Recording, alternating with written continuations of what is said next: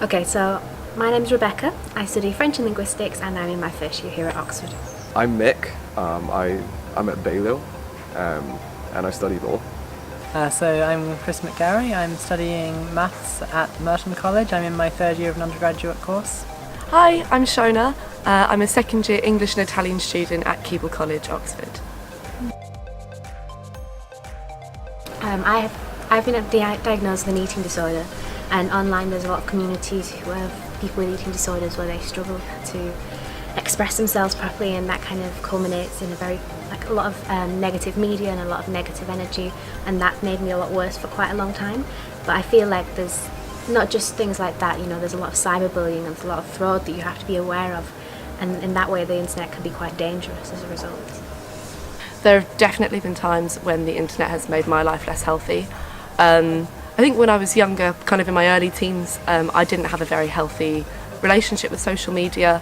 I think when you're kind of younger and you're a little bit more impressionable, and when you have something like social media so kind of present in your life all the time, it's difficult not to use social media as a means to kind of determine your self-worth and as a means to kind of like get validation from other people through seeing how much engagement you have with other people and how many likes you get on posts and things. And I think that's something that kind of the realization that is a really unhealthy way to measure your success and your self-worth.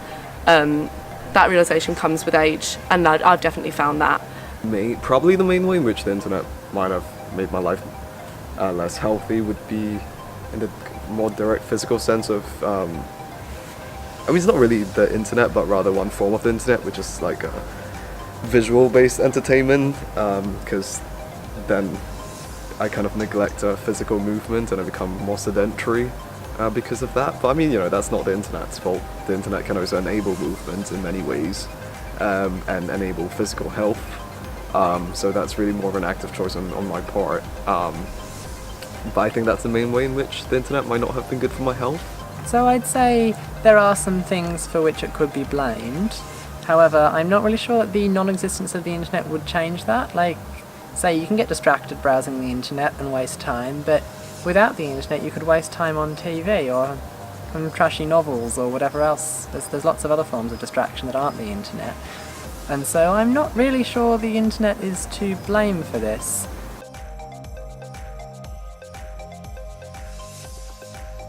So I'd say it depends on what risks of the internet we're dealing with. So firstly I'd address cybercrime, so fraud and hacking. So first we have fraud. So the internet, especially email, means that you can now contact very large numbers of people very cheaply with, say, some scam that only a small proportion of people will fall for, which in the past wouldn't be economical because you have to approach people in public or post them letters to try to trick them, and it just wouldn't be worth it because not enough people would fall for it. But with the internet, because you can now mass send emails and spam to lots of people, some of them will fall for it and it's now economic. So I'd say to deal with that we need a combination of, spam filtering software is reasonably effective at catching this, and also education, maybe from public service communications from government authorities. Just say, look, if someone says they need you to lend them some money so they can get an inheritance out of a foreign country, don't believe them. And educating people on that kind of stuff I think would be how you deal with that. Then we come to hacking, which is a more complicated issue. I'd say the responsibility of this primarily falls on software developers. So I'd say, so you get a lot of security flaws in software. I mean, recently there was the flaw in WhatsApp that was discovered, for example, that allow people to spy on you through your phone. This kind of stuff gets discovered pretty regularly.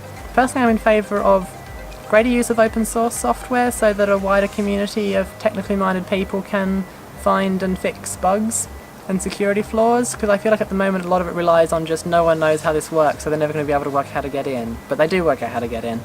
In terms of making the internet a safer place, I feel like it's a bit like a house of cards. If everybody doesn't play their role, then the whole thing will come tumbling down. So if you're not careful about your data and your information online, then what do you expect? Something bad could happen. But at the same time, for people who can't take responsibility for that kind of thing, like children, then parents and guardians are so important to be able to supplement this role. We need to have like widespread education about this, I find. So, you know, teachers are so important with this, but also, you know, the government needs to implement that education. And in terms of different scales of data leaks and safety online, I feel like it's the responsibility of the government to try and help us all, and try and make sure that we're aware of these problems as much as possible.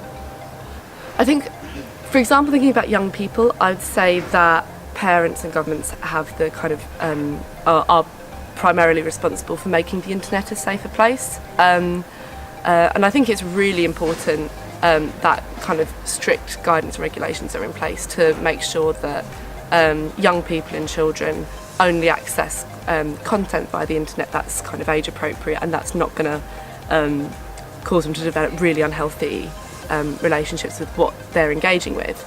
But then I think once you reach a certain point in your life, when you reach a certain age, then you do have to take kind of individual accountability for how safe and how responsible your interactions are with the internet, and that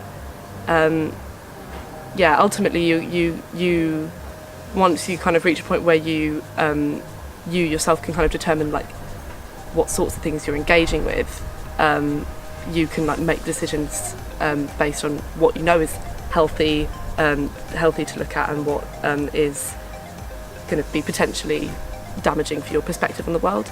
Well, I feel like it's just not. We should have more consumer awareness of this sort of thing. So you get, for example, certain mobile phone operating systems where the software company produces an update, but it takes a long time for the phone manufacturers themselves to push this out onto their devices, and this leads to quite serious software flaws going unpatched and letting hackers in for a long time.